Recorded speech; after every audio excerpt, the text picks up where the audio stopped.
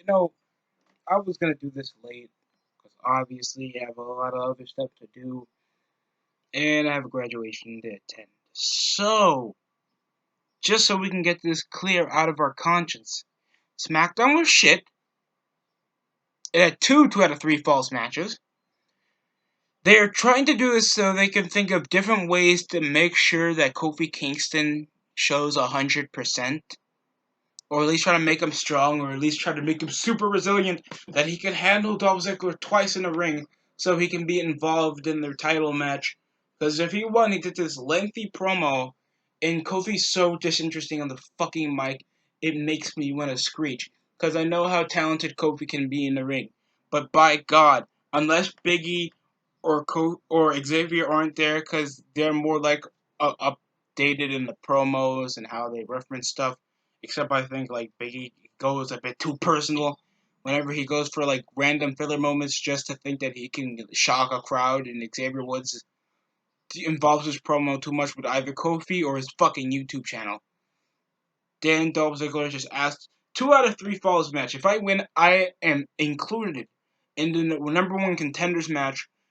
Into a triple threat match involving you and Samoa Joe. By the way, Samoa Joe somehow faces Kofi Kingston after like a night before he assaulted Kofi. So if I did this to Seth Rollins, I get a title shot.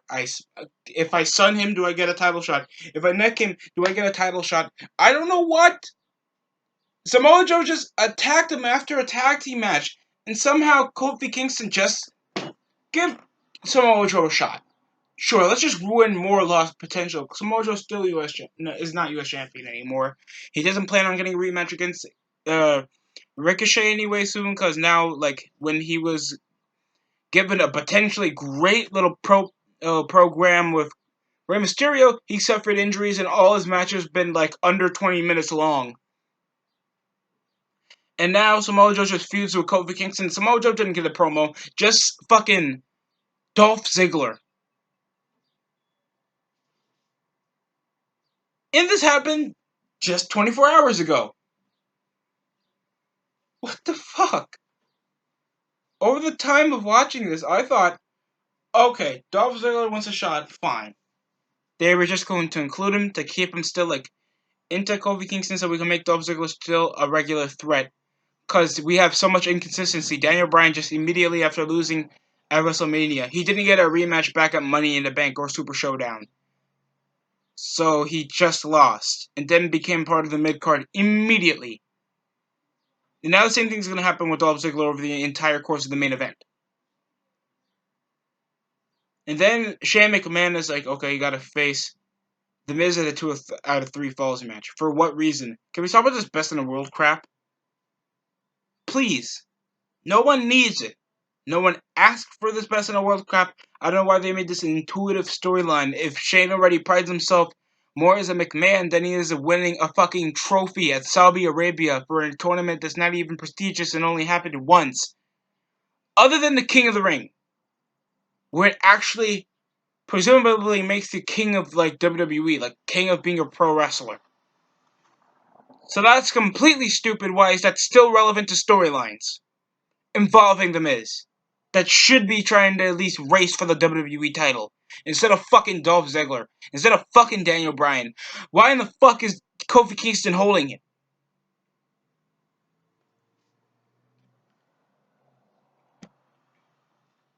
Next up, we just got ourselves into like Biggie and Xavier facing off against Daniel Bryan and Eric Rowan. And dropkick, Eric Rowan manhandles, hot tag, bloody blah. And it's like as soon as like the other guys came into the match, and the New Day won, they just attacked them out of nowhere, and then just the heavy machinery came, and then they made it an impromptu 8-man tag. What the fuck? They just made it impromptu, like didn't nobody running the show anymore. It's like, okay, the New Day gotta come up against the tag team champions. Obviously, they're trying to make themselves more threats while Heavy Machinery is feeding with Rowan and Bryan, because now like they're tag team champions, they should have targets on their back. Nope, They just immediately make it into an impromptu match because they don't give a fuck and they just want to always overcrowd the mid card just to put them in 8-man tags, thinking that they're not that relevant immediately. So that's stupid. That was so stupid. I didn't care about this match. 2 matches, and it was just impromptu for no damn reasons, because they have no ways of creating storylines, that they had to make 2 out of 3 falls matches twice. Elias won this one, because obviously a better wrestler. Miz's overabundance of becoming a desperate babyface, so they could just shift it into like an interesting storyline with Shane McMahon. It's the most stupid, hypocritical, retarded storyline I had this year. But at least it kept my attention. At least Shane turning heel was surprising, thanks to like the last 3 years he's been a babyface, I guess. And seeing the Miz with this desperate attempt of trying to get the hype of crowds with him doing these stupid springboards, doing Daniel Bryan's kicks, doing double knee strikes to the corner. It was stupid. It just came to a running knee off the corner, pinning him once. I think Miz came out of reversal and got a roll up. Then Shane came and interfered so we can get the third. His second fall to make it a 2-1. Elias won. I didn't care. Then Nikki Cross. Then Alexa Bliss believed in Nikki Cross. And if she won, Alexa gets an opportunity for the women's championship. Then Sonya Blade versus Sonya Deville, not Sonya Blade. Apologies. Face off against Amber Moon. Now this has been happening for the last several weeks. I think WWE wants to put a fucking pay-per-view every single 2 weeks now. Because 2 weeks ago we just had Stomping Grounds, and now we are having fucking Extreme Rules like in 2 weeks. So we really know how WWE scheduling might go, even though SummerSlam is like 2 months away. So why rush? I really need Stomping Grounds. That's done for. It's a pay-per-view. It's done. Now we have to wait 2 more weeks till July 14th, 4th or something, until we get to Extreme Rules. That would be early July, so they really don't feel like building up anymore. It's 2 weeks. They can't build up anything. It just came to Amber Moon against Sonya Deville because she kept tossing with her dyke ass these stupid ass goddamn magazines every week on Amber Moon, and it just advocated to a match where she went off tossing her off the post and pinning her. And a bit of lesbian pollen by my brother, just thinking, oh, Sonya really likes coming close to, yeah, to Mandy Rose. So obviously, this is going to cause some lesbian pollen. Hopefully it doesn't, because I hate that shit sometimes. I'm not homophobic, it's just really desperate. There was also a number 1 contenders match of Bayley beat Nikki Cross. It was so sluggish. None of their moves ever looked like they were impactful, painful. They couldn't even do a suplex right. She tried a extended DDT with Bayley's only first half of her body coming out, and it was so slow. This match sucked.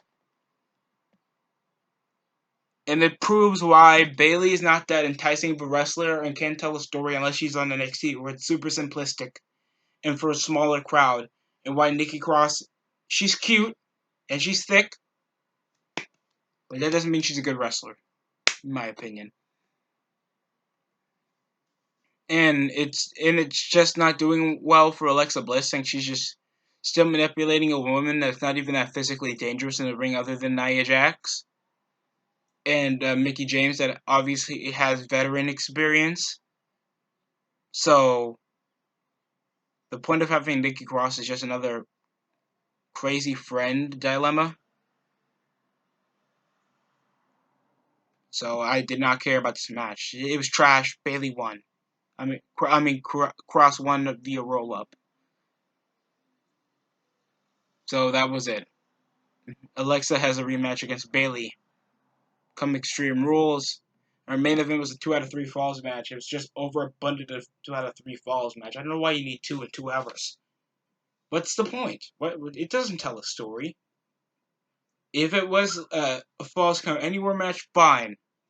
If you wanted a handicap match involving the New Day facing off against Dolph Ziggler, saying that he really wants this match, fine. Why did they make Kofi have another 2 out of 3 falls match after he just got attacked by Samoa Joe and somehow he just gets implemented into a title shot? And Aleister Black finally got a knock on the door, even though the door's wide open.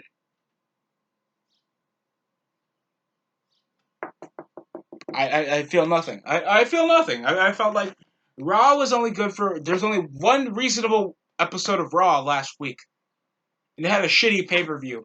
Watching SmackDown feels like shit because obviously they're running out of ideas because somehow a casket match, having street fights backstage for a championship match, having having scrambles, having different stipulations. Somehow you don't like doing steel cage matches on SmackDown. If you wanted Dolph Ziggler to have a rematch or have an opportunity for a title shot, a battle royale to see if you want just something. I need something on SmackDown.